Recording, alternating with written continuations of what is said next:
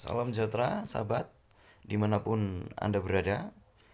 Pada kesempatan ini saya akan berbagi kepada kita semua tentang satu topik, yaitu fungsi komunikasi.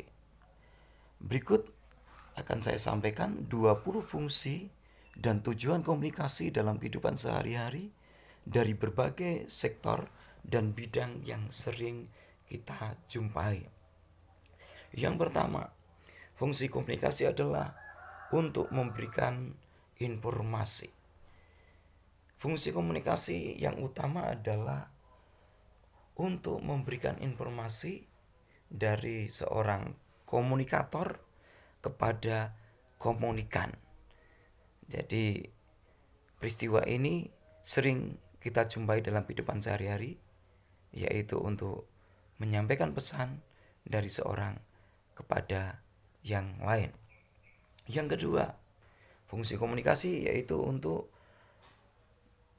berfungsi untuk menyampaikan pikiran, perasaan, atau pendapat seseorang.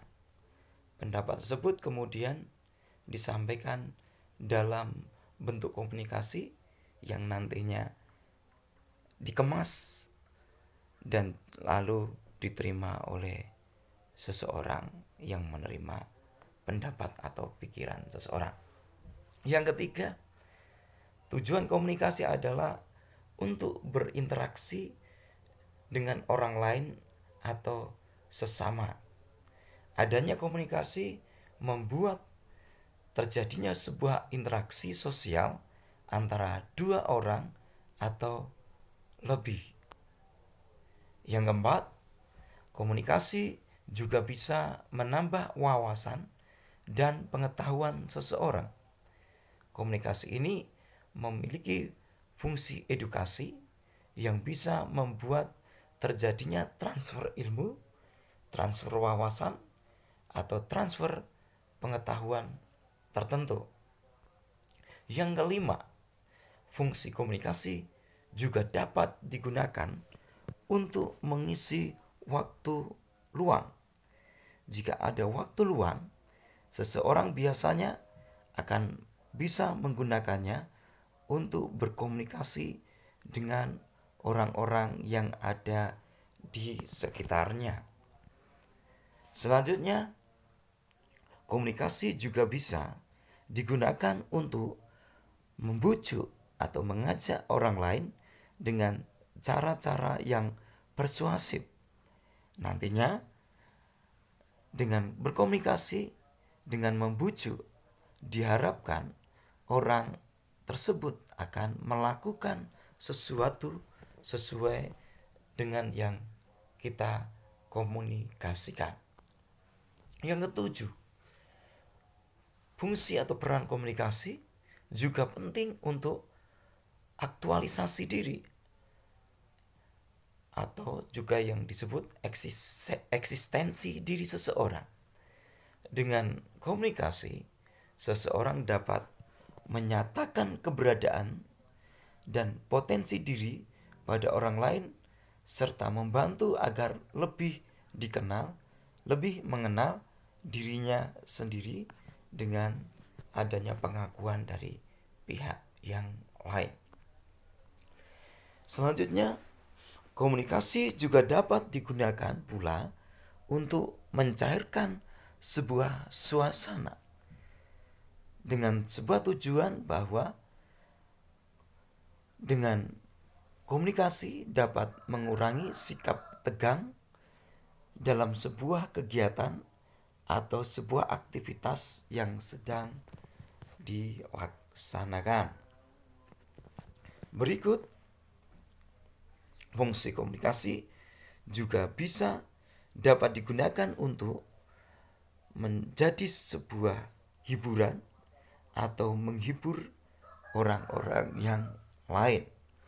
Komunikasi dapat digunakan untuk mendapatkan kesenangan berupa hiburan. Selanjutnya, komunikasi juga penting untuk menjaga sebuah hubungan atau kontak sosial dengan orang lain. Dengan berkomunikasi dapat terus menjaga tali silaturahmi antar keluarga, teman, atau kenalan. Selanjutnya, komunikasi juga berfungsi agar seseorang tidak merasa terasing dalam sebuah lingkungan masyarakat, sehingga komunikasi dapat menjaga diri agar tetap menjadi bagian dari sebuah kelompok masyarakat. Selain itu, fungsi komunikasi yang lain adalah untuk mengetahui atau mempelajari dari peristiwa-peristiwa yang ada di lingkungan. Hal ini dapat dilakukan dengan melakukan komunikasi dan kontak sosial dengan sesama. Berikutnya, fungsi dan tujuan komunikasi adalah dapat merubah sikap serta perilaku kebiasaan-kebiasaan seseorang. Hal ini dapat diwujudkan dengan komunikasi yang intens, yang berkelanjutan, terus-menerus, dinamis, dan dilakukan kepada orang lain atau sesama dengan secara seksama.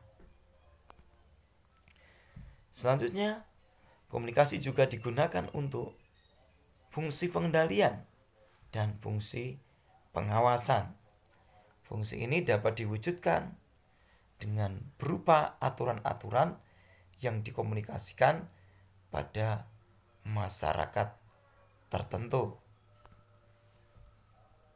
Selanjutnya, fungsi komunikasi yang lain adalah untuk memotivasi orang lain supaya atau agar mencapai sebuah tujuan yang dikehendaki. Komunikasi dengan kata dan lisan penting untuk memberi dorongan, semangat, motivasi agar menjadi lebih baik. Yang ke-16, komunikasi juga dapat digunakan sebagai bahan pertimbangan pengambilan sebuah keputusan. Komunikasi dilakukan untuk membantu mengambil sebuah keputusan bersama agar menjadi tepat, berhikmat, dan bijaksana. Selanjutnya, fungsi komunikasi juga penting dalam hal-hal sakral seperti ritual atau religius. Misalnya, saat kita beribadah perlu melakukan komunikasi. Contohnya, saat bersedekah, memberi zakat, membantu orang lain, dan lain sebagainya. Fungsi komunikasi juga untuk mengekspresikan emosi. Emosi dalam jiwa terkadang terus mengendap. Namun, dengan adanya komunikasi akan membuat suasana menjadi mencair kembali. Ada baiknya kita meluapkan emosi dan perasaan kita, itu sebagai salah satu cara terwujudnya sebuah komunikasi satu dengan yang lain. Yang ke-19, ada kalanya terjadi hal-hal yang dapat membuat salah paham yang berujung kepada konflik atau permusuhan. Dan semuanya ini bisa dilakukan dengan melakukan komunikasi dua arah supaya dapat menghindari kesalahpahaman. Yang terakhir, komunikasi penting dalam menjaga hubungan baik. Hal ini berlaku pada semua sektor, dari mulai individu ke individu hingga kelompok ke kelompok, termasuk dalam ruang lingkup nasional maupun internasional. Jadi komunikasi dilakukan untuk memupuk atau menjaga hubungan baik. Nah, demikian pembahasan 20 fungsi komunikasi dalam kehidupan sehari-hari yang penting bagi manusia. Sebagai makhluk sosial, manusia sering berkomunikasi dengan individu lain dengan fungsi dan tujuan yang sudah saya sebutkan dan jelaskan di atas. Kiranya dapat menginspirasi, dapat memberi pemahaman yang baru agar kita mengetahui fungsi-fungsi komunikasi dalam kehidupan sehari-hari. Demikian, salam sejahtera bagi kita semua.